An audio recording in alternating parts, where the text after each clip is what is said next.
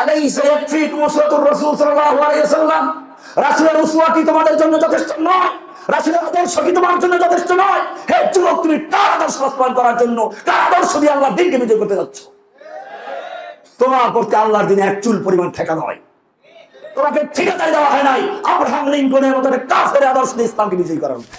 ইসলামের যে গণতন্ত্র কয়েকদিন পর মরে, এরপরে নূর হোসেন দাঁড়িয়ে যায়, গুলি খেয়ে পড়ে যায়, তখন আবার গণতন্ত্র ফিরে আসে, আবার গণতন্ত্র লুট হয়ে যায়, হারিয়ে যায়, মরে যায়, আবার আবু সাইদকে দাঁড়াতে হয়।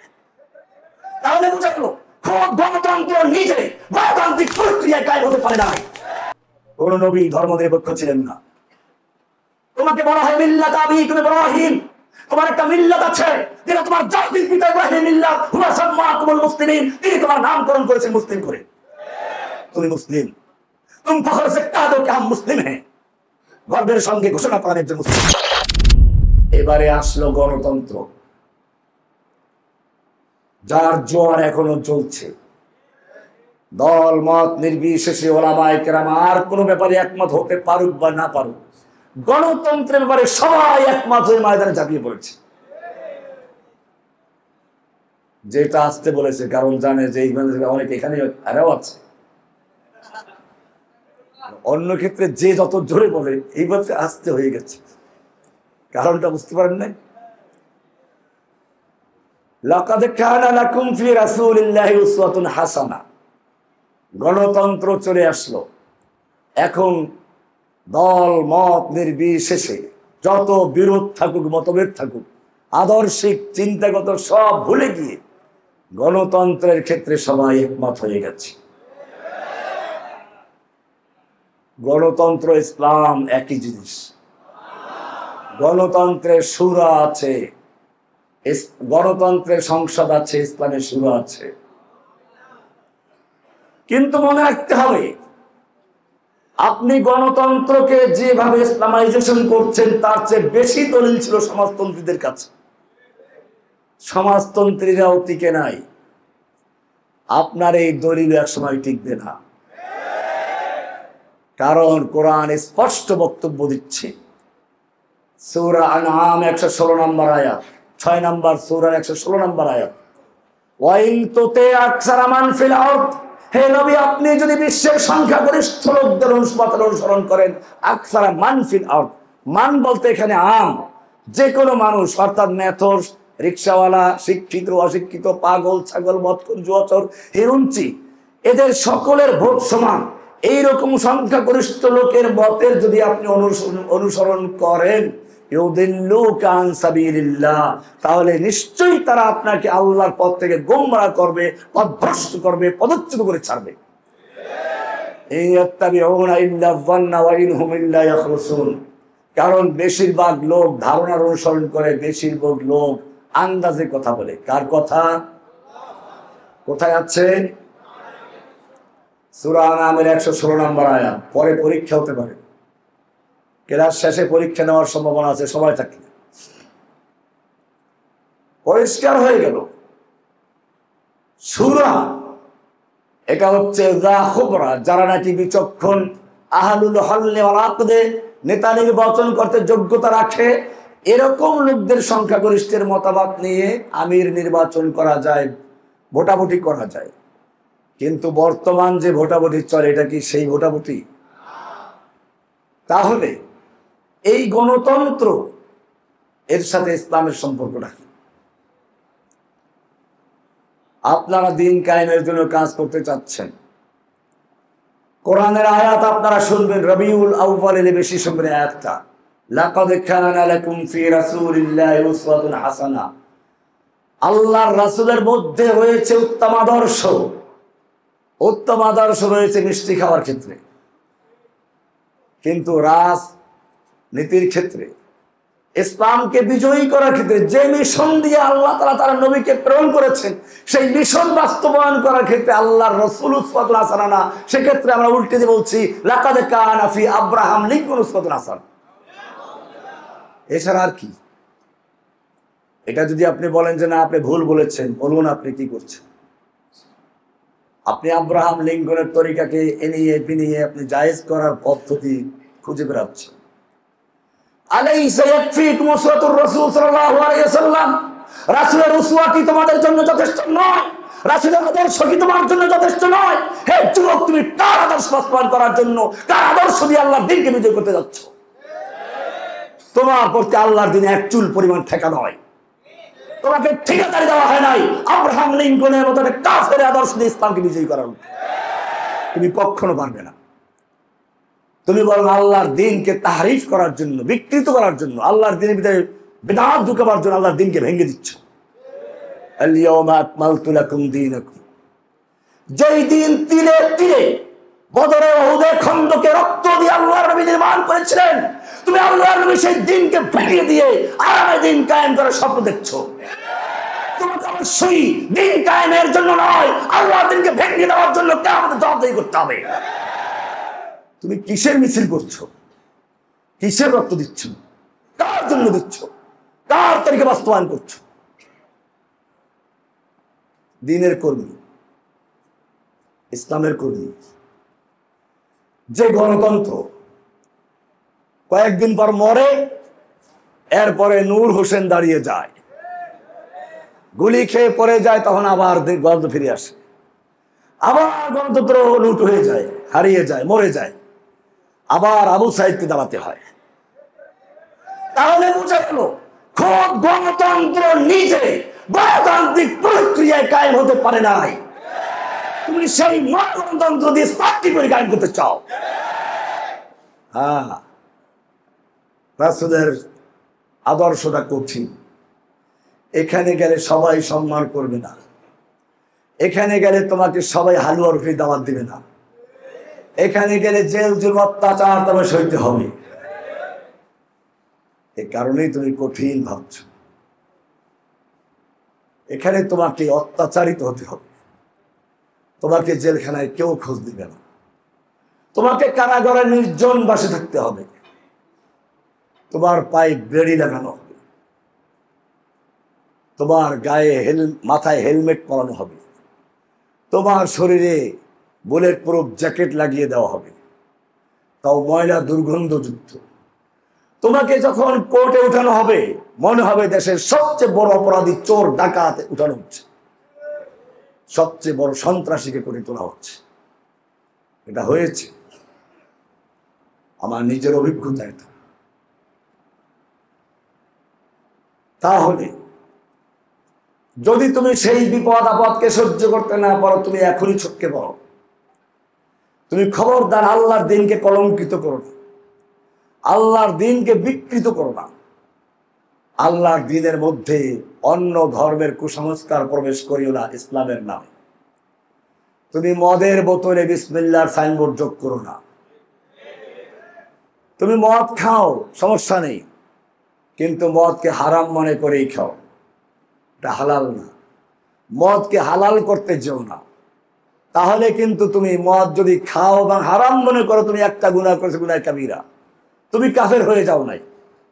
কিন্তু তুমি যদি মদকে হালাল মনে করে ফতোয়া দিয়ে খাও, তাহলে তোমার মদ খাওয়ার কারণে ঈমানটাই চলে গেছে, হালাল হারামকে হালাল মনে করার কারণে। মনে রাখবে, তোমার দ্বীন ইসলাম, যে দ্বীনের তুমি সৈনিক, সেটা পরিপূর্ণ। এই দ্বীনের একটা নিজস্ব চিন্তা চেতনা আছে, ধারা আছে। তুমি যে গণতন্ত্রকে ইসলামাইজেশন করছো, তার নিজস্ব আকীদা আছে। তোমার ইসলামের আকীদা হচ্ছে কুলিল্লাহুম্মা মালিকাল মুলক তাবারাকাল্লাযী বিয়াদিহিল মুলক, সমস্ত ক্ষমতা আল্লাহর হাতে। তুতিল মুলকা মান তাশা, তুমি যাকে ইচ্ছা ক্ষমতা দান করো। তানজিউল মুলকা মিম্মান তাশা, যার থেকে ইচ্ছা ক্ষমতা ছিনিয়ে নাও। অত ইজ্জু মান তাশাও, যাকে তুমি ইচ্ছা করে ইজ্জত দান করো। তুযিল্লু মান তাশাও, যাকে তুমি ইচ্ছা করে অপমান করো। বিয়াদিকাল খায়র, তোমার হাতে সমস্ত মঙ্গলের চাবিকাঠি। ইন্নাকা আলা কুল্লি শাইইন কাদির। পক্ষান্তরে তুমি যে গণতন্ত্রের দিকে ঝুঁকে যাচ্ছ, যেই গণতন্ত্রকে ইসলামাইজেশন করছো, যেই গণতন্ত্রের মাধ্যমে ইসলাম কায়েম করার স্বপ্ন দেখছো, সেখানে আল্লাহর সার্বভৌমত্ব নয়, সেখানে জনগণ সমস্ত ক্ষমতার মালিক। ইসলাম বলে মাসদার সুলতাত জামিয়ান আল্লাহ সুবহানাহু ওয়া তাআলা, সকল ক্ষমতার মালিক কে? গণতন্ত্রের সমস্ত ক্ষমতার মালিক কে? জনগণ। এবারে ক্ষমতার মালিক যেহেতু জনগণ, আর সার্বভৌম ক্ষমতার মালিক যে, তার আদেশটা, তার কমান্ড হচ্ছে আইন। মনে করুন আপনি একটা বিশাল কারখানার মালিক, 1,00,000 কর্মচারী সেখানে কাজ করে, আপনাকে চিনে না, কখন দেখে নেই। আপনি সেখানে সিভিলে গিয়ে বিভিন্ন নির্দেশনা জারি করছেন, কেউ আপনার নির্দেশ মান্য করছে না, কারণ তারা কেউ আপনাকে চিনে না যে আপনি মালিক। হঠাৎ করে ম্যানেজার গিয়ে হাজির, আপনাকে সেলুট দিয়ে সে বলল, পরিচয় করিয়ে দিল, কর্মকর্তা কর্মচারী বৃন্দ, ইনি হচ্ছেন আমাদের এই কোম্পানির মালিক। সঙ্গে সঙ্গে মজলিসের চেহারা পাল্টে যাবে, সবাই তার কথা মান্য করবে। কারণ কি? কারণ তারা এখন বুঝতে পেরেছে এই কারখানার মালিক, মেশিন বলেন, কাপড় চোপড় বেতন বলেন, আমাদের প্রতি ঈদে বোনাস বলেন, অনুষ্ঠানে বোনাস বলেন, সব কিছু দেয় এই লোকটা, ইনি হচ্ছেন মালিক। এখন এই মালিক যা বলবে সেটাই আইন। সেটাই কি আইন? কাকে বলে? সার্বভৌমত্বের কমান্ডকে বলে আইন।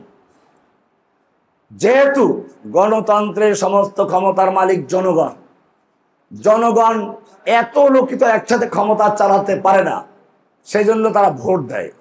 ভোট দিয়ে এরপরে 300 কয়জন যেন 45 জন এদেরকে ওখানে বসানো হয়। এবারে গোটা দেশের 18 কোটি মানুষের ক্ষমতার মালিক হয়ে গেছে ওই 300 প্রতিনিধি। এখন তারাই সার্বভৌম ক্ষমতার মালিক। যখন তারা সার্বভৌম ক্ষমতার মালিক, এখন তাদের অধিকার আছে আইন তৈরি করার, আদেশ দেওয়ার। এ কারণে সাংসদদেরকে বলা হয় ল মেকার, আইন প্রণেতা। তারা আইন করতে পারে এবং জনগণের ম্যান্ডেট নিয়ে যেহেতু ক্ষমতা এসেছে, কাজেই তাদের যে কোনো আইন পরিবর্তন করার ক্ষমতাও আছে। এবারে আপনি আসুন, বাংলাদেশ সংবিধানের 7-এর খতে পরিষ্কার বলা আছে, এই সংবিধান দেশের সর্বোচ্চ আইন। অন্য অন্য আইনের যতখানি এর সাথে অসামঞ্জস্যশীল, ওই আইনের ততখানি বাতিল বলে গণ্য হবে। আপনি বলবেন যে না, এটা দ্বারা ইসলামকে বাদ দেওয়া নেই, তার উদ্দেশ্য অন্য অন্য দেশের সংবিধান। আমি আপনাকে জিজ্ঞেস করতে চাই, কোরআনের আইনের সাথে বাংলাদেশ সংবিধানের যে সকল আইনে বিরোধ রয়েছে, সেখানে বাংলাদেশ সংবিধানের আইনটা বহাল আছে না ইসলামেরটা বহাল আছে? তাহলে বুঝা গেল তারা ভুল বলে নাই, তারা বুঝে শুনি বলেছে এই সংবিধানে যা আছে, যে আইন আছে, এর সাথে অসামঞ্জস্যশীল যে কোনো আইন সব বাতিল বলে গণ্য হবে, সেটা হোক ইসলামের কোরআনের আইন। ইসলাম কি বলে? ইসলাম বলে আল্লাহু ইয়াহকুমু লা মুআক্কিবা লিহুকমিহি। খবরদার, আল্লাহু ইয়াহকুমু, আল্লাহ বিধান দেন, আদেশ দেন, আইন দেন, নির্দেশ দেন কে? লা মুআক্কিবা লিহুকমিহি, আল্লাহর হুকুমকে, আল্লাহর বিধানকে, আল্লাহর আইনকে পশ্চাতে ফেলে দেওয়া, আল্লাহর আইনকে বাতিল করে বিকল্প আইন তৈরির অধিকার কারণে। কে বলেছেন? কে বলেছেন? আপনি ল মেকার তৈরি করলেন কোন অধিকারে? আপনি তো খালি মুআক্কিব না, আপনি তো আল্লাহ বানাচ্ছেন। মনে রাখতে হবে, ফেরাউন আল্লাহ দাবি করেছিল কোন অর্থে? মানুষ মনে করে ফেরাউন আল্লাহ দাবি করেছে, ফেরাউনকে আসমান আল্লাহ দাবি করেছে, এটা মানলে কেউ বিশ্বাস করতো? মানুষ এত পাগল কখনো ছিল না যে একজন দাবি করবে আসমান জমিন চন্দ্র সূর্য আমার নির্দেশ চলে। ফেরাউন ক্লিয়ার করে দিয়েছে, আলাইসা লি মুলকু মিসরিন, মুলকু মিসর, মিশরের সার্বভৌমত্ব কি আমার নয়? তার মানে ফেরাউন যে আল্লাহ দাবি করেছে, তার মানে হচ্ছে মা আলিমতু মিন ইলাহিন গায়রি, আমি জানি না আমি ছাড়া তোমাদের কোনো আল্লাহ আছে বলে। কে বলেছিল? এরপর আরেক জায়গায় বলেছে লাইন ইত্তাখাযতা ইলাহান গায়রি, আমাকে বাদ দিয়ে যদি আর কোন ইলাহ বানাও, লা জাআলান্নাকা মিনাল মাসজুনিন, আমি তোমাকে সোজা জেলে ঢুকিয়ে দেব। কে বলেছে? ফাহাশারা ফানাদা ফাকালা আনা রাব্বুকুমুল আলা, সে তার দেশের জনগণকে জড়ো করলো, সমবেত করলো, ফাহাসার হাসর করলো, সমবেত করলো। ফানাদা প্রকাশ্যে ঘোষণা করলো, আনা রাব্বুকুমুল আ'লা, আমি তোমাদের প্রধান রব। আমি তোমাদের পরিষ্কার করে বলতে চাই, কোরআনকে বোঝার চেষ্টা করে ভুল বুঝো না, ব্যাখ্যা করো না। এইখানে ফেরাউন কোন রব আর কোন আল্লাহ দাবি করেছিল, এটা যদি বুঝতে পারতে তাহলে তোমার দেশের আল্লাহগুলোকেও চিনতে পারতে। এটা বুঝো নাই বলি তোমার দেশের বাতিল ইলাহগুলোকে চিনতে পারো নাই। ফেরাউন দাবি করেছিল আলাইসালি মুলকু মিসরিন হাদা, পরিষ্কার করে দিল যে সে যে আল্লাহ দাবি করেছে, সার্বভৌমত্বের দাবি করেছে, মাহবুব দাবি করেছে, তার মানে হলো মিশর ভূখণ্ডের সে প্রভু, মিশর ভূখণ্ডের সে রব, এখানের সে মালিক, এখানে তার হুকুম চলবে, আর কার হুকুম। যদি এটা বুঝে থাকো তাহলে জেনে রাখো, তোমার সংসদে তুমি যাদেরকে ভোট দিয়ে পাঠাচ্ছ, তুমি কয়েকজন আল্লাহ বানাচ্ছ, এরা ওখানে গিয়ে সার্বভৌমত্বের মালিক হয়, তার মানে তারা রব হয়। আর রবের কাজ হচ্ছে বিধান দেওয়া, আইন দেওয়া, তারা আইন তৈরি করছে। ইসলামে আইন দেওয়ার মালিক কে? আলা আলাহুল খালকু ওয়াল আমর। জেনে রাখো, সৃষ্টি আর আদেশ জারি করার একমাত্র অধিকার কার? আলা, জেনে রাখো, সাবধান, সতর্ক হও। লাহুল খালকু ওয়াল আমর, সৃষ্টি এবং আইন এক কেবলমাত্র তারই। সৃষ্টি যার, আইন চলবে আর কারো আইন চলবে? একটা সাধারণ মেশিন যদি কেউ আবিষ্কার করে, ওর সাথে ক্যাটালগ দিয়ে দেয়, এই নিয়মে চলতে হবে, সেই নিয়মে চললো না, ওটা চলবে? এই বিদ্যুতের লাইনগুলো তারের মাধ্যমে এসেছে, নিয়ম হলো দুইটা তার আসবে, কিন্তু একটার সঙ্গে আরেকটা জড়াতে পারবে না, জড়াবে নির্দিষ্ট নিয়মে। মাঝখানে আপনি দুটো তারকে একাত্র করে দিলেন, সেখানে কি বাতি জ্বলবে না? পুরো প্যান্ডেলটাই জ্বলে যাবে। তাহলে একটা সাধারণ কিছু সৃষ্টি করলো, যে আবিষ্কার করলো যে লোকটা, আর নিয়ম ছাড়া ওটা মানলে পরে ওটা যদি কি করে নিয়ম ছাড়া চালানো হয় তাহলে অ্যাক্সিডেন্ট করবে। তাহলে যে আল্লাহ রাব্বুল আলামিন পরিষ্কার করে দিলেন সৃষ্টি যার আইন চলবে তার আইন বাদ দিয়ে যদি অন্য কোনো আইন তৈরি করা হয়, তাহলে তা দিয়ে কি শান্তি আসবে না আরো গন্ডগোল লাগবে? আপনি কার আইন বাস্তবায়ন করতে যাচ্ছেন? কোরআন পরিষ্কার বলে দিয়েছে, আলাম তারা ইলাল্লাযীনা ইয়াজউমুনা আন্নাহুম বিমা উনজিলা ইলাইকা ওয়া উনজিলা মিন ক্বাবলিক। আপনি কি দেখেন না ওই সমস্ত লোকদেরকে যারা দাবি করে আমরা ঈমান এনেছি, আপনার প্রতি যা নাযিল হয়েছে তার প্রতি এবং আপনার পূর্বে যা নাযিল তার প্রতি, ওয়া ইউরিদুনা আন ইয়াতাহাকামু ইলা তাগুত, অথচ তারা হুকুম করতে যায়, বিচার ফয়সালা নিয়ে যায় তাগুতের কাছে। ওয়া ইউরিদু শাইতানু ওয়া কদ উমিরু আন ইয়াকফুরু বি, তাদের আদেশ করা হয়েছিল এটাকে অস্বীকার করতে, প্রত্যাখ্যান করতে। ওয়া ইউরিদু শাইতানু আন ইউদিল্লাহুম দালালাম বাঈদা, শয়তান এদেরকে অনেক অনেক দূরে গুমরা করে নিয়ে যাচ্ছে। তুমি কি দেখো না কোরআন আয়াত, ফালা ওয়া রাব্বিকা লা ইউমিনুনা হাত্তা ইউহাক্কিমুকা ফীমা শাজারা বাইনাহুম, না, তোমার রবের কসম, তারা মুমিন হতে পারে না যতক্ষণ পর্যন্ত তাদের পারস্পরিক বিরোধের ক্ষেত্রে তোমাকে বিচারক না বানাবে। সুম্মা লা ইয়াজিদু ফি আনফুসিহিম হারাজাম মিম্মা কাদাইতা, অথবা তুমি যে বিচার করবে তার প্রতি সংশয় দ্বিধা না রেখে সম্পূর্ণ মেনে নেবে। ওয়া ইউসাল্লিমু তাসলিমা, এটা না হওয়া পর্যন্ত সে মুমিন হতে পারে না। তুমি কি কোরআনে দেখো না? কোরআন কি সুন্দর করে তোমাকে বলছে, ওয়াল্লাম ইয়াহকুম বিমা আনজালাল্লাহু ফাউলাইকা হুমুল কাফিরুন ফাউলাইকা হুমুল ফাসিকুন ফাউলাইকা হুমুজ জালিমুন। এত কিছু দেখার পরেও তুমি মুসলিম দাবি করছো, আবার আল্লাহর আইনটাকে তুমি পছন্দ করছো না, আল্লাহর বিধানটাকে পছন্দ করছো। মনে রাখতে হবে, ইসলাম একটি স্বতন্ত্র দিন, তার নিজস্ব আইন আছে, নিজস্ব নীতিমালা আছে। ইসলামে আইনের উৎস আল্লাহ, গণতন্ত্রে আইন of the people, by the people, for the people. ইসলামের একটা নিজস্ব দিন আছে, ধর্ম আছে। ইন্নাদ-দীনা ইনদাল্লাহিল ইসলাম, ওই দিনের বিপরীতে আর কোন দিন খুঁজে বেড়ান যাবে না।